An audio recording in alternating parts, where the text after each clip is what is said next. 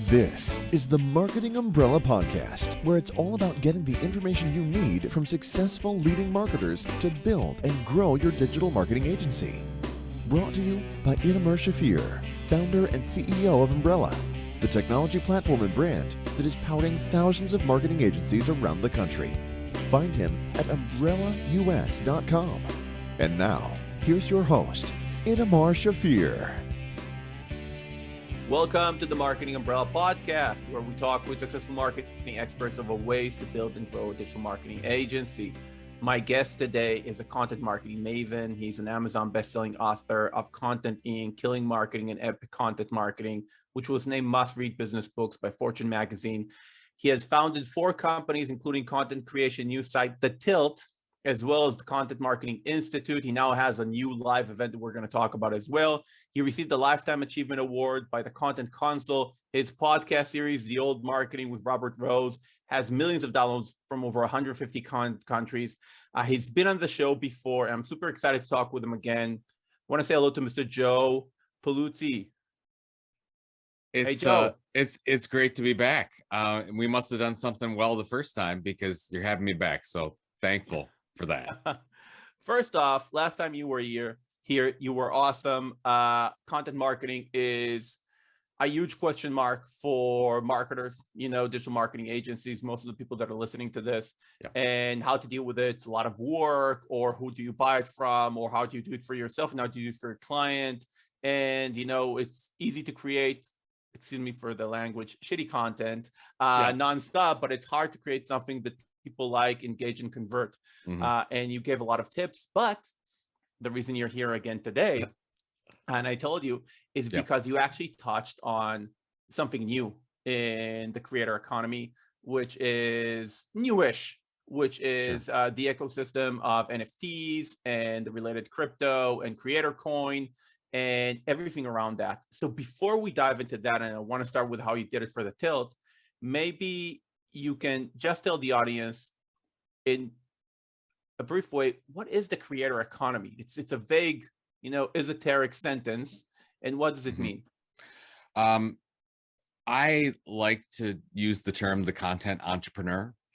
And I think that if you think about what that means, that's kind of this new wave of what we're seeing in the internet today. We're seeing a wave of new businesses, content creators. I think a lot of people think of, it's a blogger, it's a YouTuber, it's a TikToker. It might be a hobby, it might not. I think what we're seeing is the fastest growing group of jobs in the world are content creators who are trying to build their own businesses. And this is this whole new engine within the internet called the creator economy, where you've got business owners that are trying to create new business models by building an audience first. Now, how do I build it? Whether that could be a blog, that could be a podcast, it could be on Twitch, it could be on TikTok, Instagram, Facebook group, whatever the case is. But you build that audience and then you create a business model around that. We talked about some of that last time. How do you generate revenue from this audience? Do you do it like a media company does, advertising and events and premium content or something like that? Or do you do content marketing initiatives, if you will, where you have, I'm going to drive new products and services. I'm going to create more loyal customers. I'm going to create better customers, whatever the case is. That's sort of, okay, great. We've got these content creators. Now you've got this whole thing called Web3, where you've got the token and you've got this new technology called non-fungible tokens and fungible tokens, and we can get into some of that, and it's all crazy. And a lot of people, especially marketers, are trying to figure out, what's in this for me? What makes sense? Yeah, completely. So would you, talking about the different creators, right? We have people do webinars, podcasts, writing. Would you also consider singers in that, like music creators? I look at that as sort of that artists I treat a little bit differently. Now, if you're an artist, let's say that you're a musician and you build an audience on, let's say, YouTube or Instagram, and build that digital audience first, because that's the key behind the creator economy and a content entrepreneur, is building a digital audience. Could a singer do that? Absolutely. Could an artist do that? Absolutely. Yeah. So there's a lot of stuff going on. Like if you look at some of the NFTs that are going on right now on OpenSea, you could say, oh, well, wow, that artist is doing amazing work. Well, does that make that person part of the creator economy for me? Not necessarily. Are they building a digital audience? Are they building a business model around that? Those are all the different tenets of being, a content entrepreneur, if you will. So the answer is yes and no, depending on, how they want to move forward. You don't have to. You could be a singer and you could go sing wherever you want to sing, and you might have a little newsletter, and things might be great for you. Or you could build a massive digital audience, and you can monetize not only by performing live, but you could sell courses online, you could do consultations online, you could sell your NFTs to your digital audience, because music NFTs are going to be huge. So there's a lot of different things there. So let's just, for the people who don't completely follow NFTs and crypto. So NFT, what is it? And so there's two types of tokens. One is so first of all, you have this thing called the blockchain. So the blockchain is on the internet, and it's a public general ledger, if you will, where everyone can see everyone else's activity. So the thing that people think of is Bitcoin. Bitcoin was kind of the OG, if you will, of tokens, and it's a currency, and it's got a great community and great network effect. So that's there. And now you've got all sorts of other tokens going on out there, and they're used in different ways. And that's where a lot of people are confused. So first of all, if you look at fungible tokens, for example, our company, The Tilt, has a fungible token. A fungible token is like $1. Like I can give you $1. You can give me back a different dollar. It's all the same. There's no difference between any of these dollars. The same thing with a fungible token. There's no difference. I can trade you Bitcoin, and we don't care. One Bitcoin is one Bitcoin. We don't care about that. So we have a social token, a creator coin called Tilt Coin. It's the same thing. So if you have 100 Tilt Coin or somebody else has 100 Tilt Coin, they're all the same. NFTs, non-fungible tokens, every token is unique. So that's where, if you saw the craze going on about selling some of these art JPEGs, if you will, every one of those that are being sold are different. It's a different image. It's a different picture. Well, the craziness of that bubble with NFTs going on, where people were paying a lot of money for all these art JPEGs, and you had people selling his art collection for $69 million. That was sort of phase 0.1, if you will, of NFTs. Now we're getting into where you're looking at what access and membership in NFTs. And that's what really gets me excited about what's going on in NFTs, where you could buy an NFT and get access to an event. You could have an NFT like Bored Ape Yacht Club is interesting, because at first you thought, oh, it's just a picture of an ape, but what you really are, you're part of a club. You get in membership, you get access to different events. There's another NFT project out there called Pool Suite, where you could be Pool Suite executive member. So if you have that NFT that you paid whatever for, anywhere in any major city, you can get into these really chic clubs and things like that. So it's just, yes, it's membership, but you actually own this non-fungible token on the blockchain. You're the only one that can prove you own it. You can take it with you anywhere in the world. And if you want to, you could sell it on a secondary marketplace like OpenSea, and there's value there. So there's a lot of new business models there. We haven't even gotten there yet. I mean, we could talk about like some of what we're doing for our Event Creator Economy Expo, but it's sort of, hey, it's right before us. What do you want to create for marketers? I think the opportunity is around a rewards program, a loyalty program, things like that. I think that what you're going to see is, whereas let's say you have the Starbucks rewards program now and they use dollars or points, I think all that in the future is going to be tokens. I think you'll get tokens like Starbucks tokens in some way. You'll be able to use those Starbucks tokens to buy coffee, to buy other things from Starbucks. You can trade those tokens in for other currency, for other tokens, for other money. You can use them to do all sorts of things. And I think that's where a lot of people are thinking, hey, is this a currency? Is it not? The answer is sort of yes. I mean, it can be whatever it wants to be, but the difference is the audience person has ownership in it. So that's the difference. Everyone's thinking, so what? We can do all these things without the token. The difference is the audience member can own this thing. They can own this token. They can do what they want with it. If I would sell a membership as a media company or as a marketer to one of my audience members, if it's just a regular membership, I can change the rules at any time. What's to prove that they have that membership? Is it did they sign up on an email on a site? What do they do? If they have the NFT, they can do whatever they want. I can't take that back from them once I give that to them, once they buy that, once they mint that. So it opens up a lot of opportunity for not just a community member being, part of your whatever you're trying to build. It's that they actually have control over this and they sort of co-create this thing with you. But so what's the functional element of this? You're saying, okay, now I own this and I can prove it. Yeah. How, for example, or let's say I want to go, like you said, the example with the club. I have that NFT that gives me access to clubs. Yeah. I own it. Yes. Or let's say I even own with that NFT a point of the club. Yeah. Let's say somebody, NFT the club. What is it on my phone? Do I show it to somebody? Yeah. So good question. So everyone has a digital wallet. A lot of people use MetaMask for that.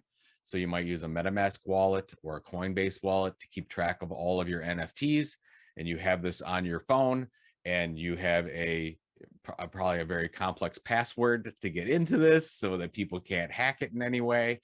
And then you would go and say, oh, here it is. And it's just probably looks like a QR code or some other ticket or other scannable ticket. A lot of people do it differently. Like for CEX, what we're doing is you own the NFT for we call them never ending tickets, but then you have to go online and then register for the event separately. So we're very old school with ours, but we wanted to do it that way because we're trying to figure this out just like everyone else. But in a lot of, like in Pool Suite case for that one, you just have it on your phone. You go in, I've got it. Great. Wonderful. I'm in.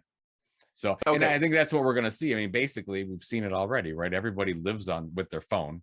All your data, everything, your connection to everything is with your phone. The same thing will be with your digital wallet, and you'll be able to do whatever you want to with NFTs as well. And how does the legal verification work? So let's say, for example, there is, Sotheby's and they have a Rembrandt and they now NFT the Rembrandt and they sold the NFT of the Rembrandt for $10 million. And now I own the NFT. Mm-hmm.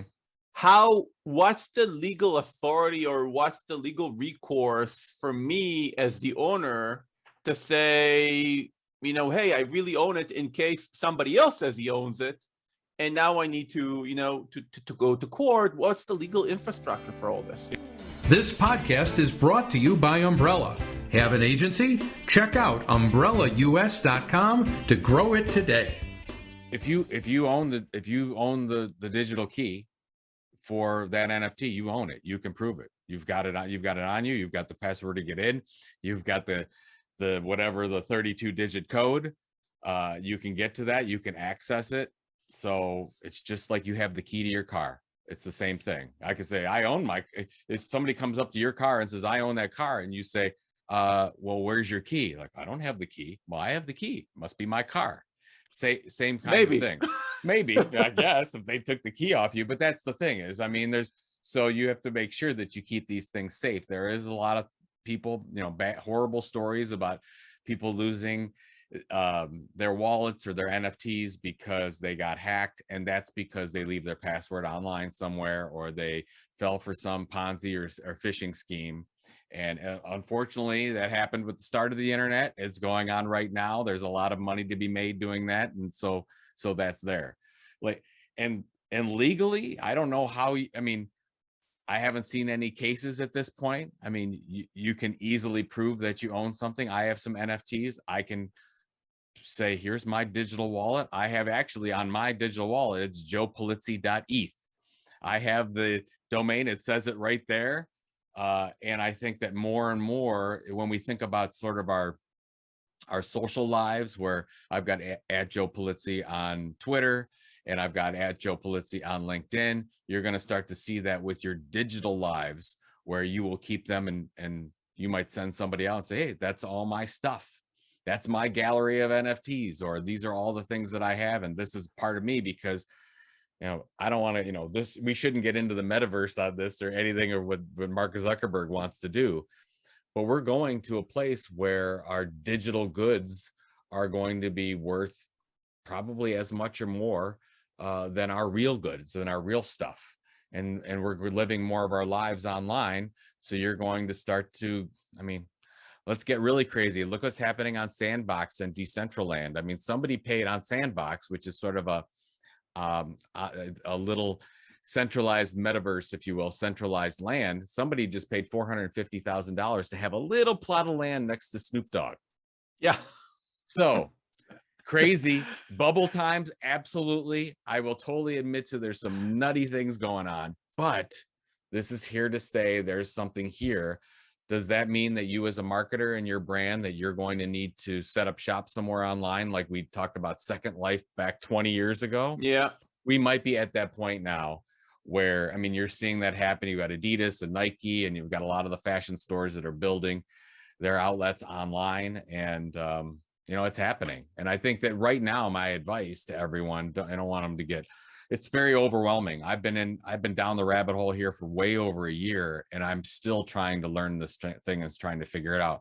My recommendation to any marketer is get yourself a MetaMask digital wallet, go on to OpenSea, buy a cheap NFT, something that maybe you like, spend $100 for it or something, go through the process. You know, you have to obviously fund your wallet with Ethereum, with ETH. That's the sort of the currency of the web. There's other ones, but that's the majority one used. And then figure out the process and be like, oh, okay, great. I've got an NFT. It seemed daunting. It wasn't so bad. Right. And maybe you'll buy a social token. Maybe you'll buy, I mean, then you start getting into it. You build your portfolio and you start getting more accustomed to it. You learn how to keep your things safe, and you learn what the benefits will be for your brand. And do you think NFTs will be relevant also for things like, for example, funnels? Okay, there are a lot of marketers selling funnels and buying funnels online, webinar funnels, funnels specifically for real estate agents. Yep. In a funnel, you know, it's a function of several things. You have the ad, you have the copy, you have the ad budget, you have the targeting, you have some sort of landing page that converts, you have several items that are connected to it. And let's say I have 10 of those. Can I create an NFT for, you know, a real estate funnel and sell it to somebody else? Is there a reason to do that?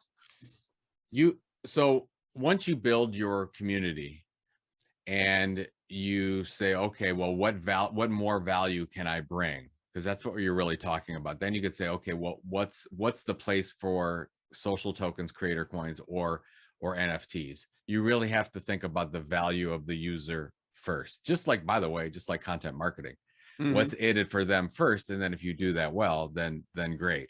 So I would say there is an opportunity, but you definitely don't want to rush into it. What I can say from firsthand, and this is what blew me away, and probably why I got so far down the rabbit hole in this thing. When we launched Tiltcoin, which is our non-fungible token, I was like, okay, I want to figure out this model. Is there something here? What will be the draw for people? Will they really want to get their token? Like, what will they do? What's the behavior change? Because I'm all about behavior change. So when we started to complete this program and send out Tiltcoin, what I found out, because we have it all in our referral system. So basically you sign up for our email newsletter. Then if you do all the things right, you get $5 in Tiltcoin, and then you can get more by doing some other stuff. What I found out that those people that own Tiltcoin are the most loyal members of our community. They're so excited to be, they feel like they have part ownership in the community. So from that standpoint, if you're thinking about a funnel, if you think about, okay, I could create something that's of real value that they feel like they own, that has some value to them in many different ways, it could be the key to your content marketing strategy, if you will, or your loyalty driven strategy or whatever, as long as there's something there. So think about, we talked about like Starbucks rewards programs. Yeah. You could create a rewards program for something like that. But you got to remember, first thing, you've got to build this audience. You can't just go out and launch something and say, hey, yeah, great, we've got a new token, or we created all these NFTs. So for every NFT that people are seeing that's successful out there, there's 1,000 that aren't. Yeah. 99% of the NFT projects out there, don't get any traction at all. They're just sitting out there because why? Because they didn't build their community, their audience first. You have to do that first. So this is secondary. So I guess if you're thinking about getting into it, first build your audience. And then you could say, where does Web3 play in this? And where can I take my relationship with my customers to the next level?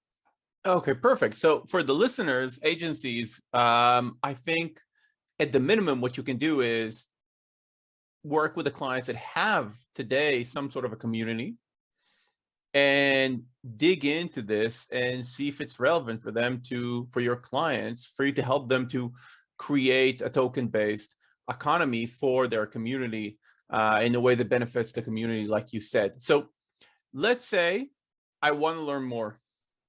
And this is, we touched on this for 20 minutes. It's a universe. Like you said, you've been in the rabbit hole for a year. Yep. You have the Creator Economy Expo coming up in May, right? What, if I come, will I get more sense into this? What can I expect? Absolutely. I mean, so where we're a little bit different than most other people talking about the creator economy is we focused less on platforms, less on the YouTubes of the world, less on rented land, and more on how you can build your own property, if you will, be that real estate agent.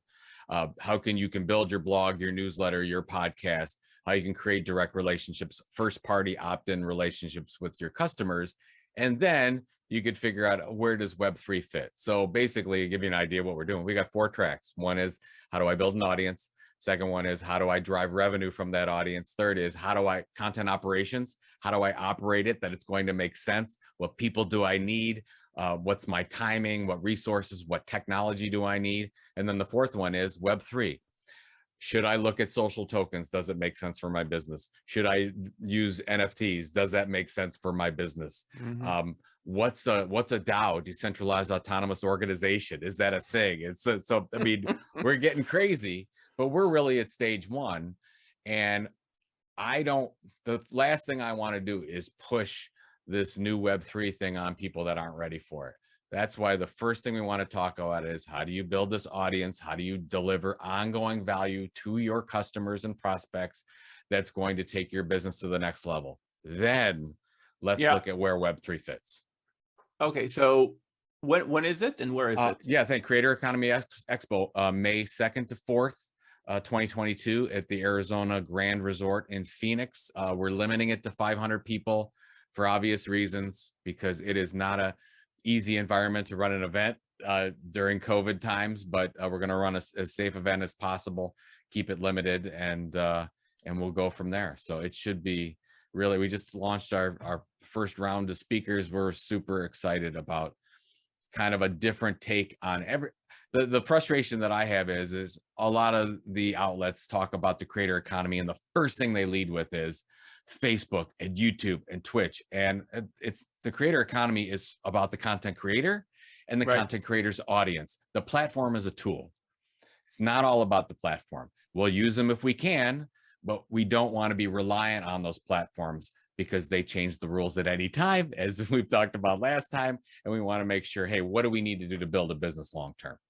100%. And if I'm a creator or a digital marketer, like the people listening to us now, that is also dealing with content all the time, I can register at thetilt.com, right? And I get weekly information from you. You got the two email, thetilt.com, 2 email newsletters a week.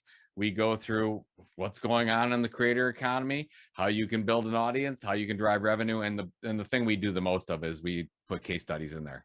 We talk about small businesses that are really don't have a lot of resources, but they're building audiences. And we tell you, kind of break down that process on how they do it. And that's our job. So every Tuesday and every Friday, we send you out a note and hopefully get you going in the right direction. I love it. Joe, as usual, you've been very helpful. Really, when I'm asking you questions, some of the questions you think maybe I'm asking in a very naive way, because I'm asking for the audience. Sometimes it's so, but in this specific case, I feel like I'm on moving sands all the time. Yeah. So even though maybe you answered something for me, I in my mind, I'm like, okay, I'll ask it again just to make sure I'm getting it. Especially the practicality, like you said, the use cases and the case studies of, okay, I get the concept, but it's hard for me to visualize how that come into play in this community, in this type of company. Is it relevant just for e-com? Can I use it for brick and mortars in some way, like you said with Starbucks? So that's very helpful. So I'm excited. I think I'm going to come for your event. Awesome. Event. That'll be great. We can actually see each other face to face. That'll be yes. We'll almost act like real people. It's crazy. We'll go back to the way we used to act 3 years ago. Baby, is this the metaverse? What is going on? Yeah. It's gonna be like the Matrix. Exactly. Cool. Thank you, Joe. Thank you for being with us. That was great. Thank you for tuning into another episode of the Marketing Umbrella Podcast, where we provide the information you need from successful leading marketers to build and grow your digital marketing agency. Your host has been Itamar Shafir, founder and CEO of Umbrella, the technology platform and brand that is powering thousands of marketing agencies around the country. Find him at umbrellaus.com.